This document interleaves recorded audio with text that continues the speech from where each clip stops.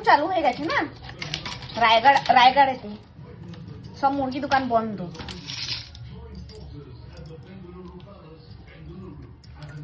আমি তো chicken cutting सिखा रहे हैं, আমি তো कैसे चिकन कट किया जाता है। আমি তো ললিপপ গুলো বের করতে পারি না গো, কারণ কি আমি তো ভিডিও দেখলে বুঝতে পেরে যাবে কি ব্যাপার ইউটিউবে। তুমি কাটি নিয়ে আসবে। ঠিক আছে, পরের বার আমি কাটি নিয়ে আসবো।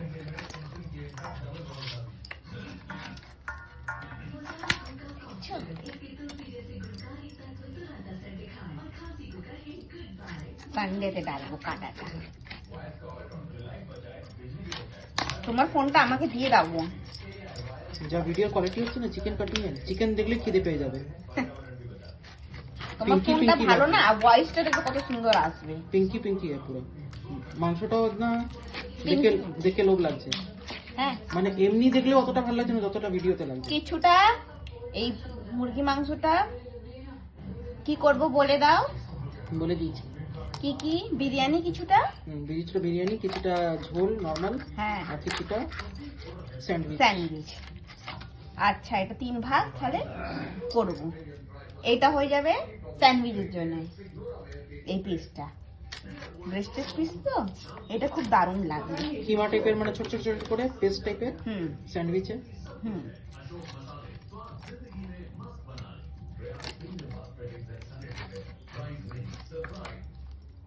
আজকে আমি হান্ডি বিরিয়ানি বানাবো।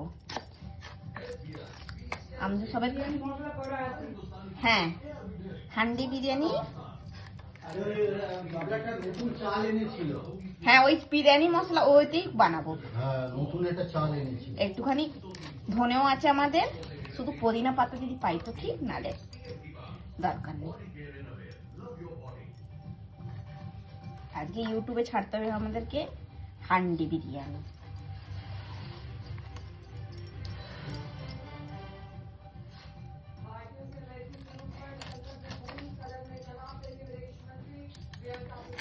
ফাস্ট করে দেবো।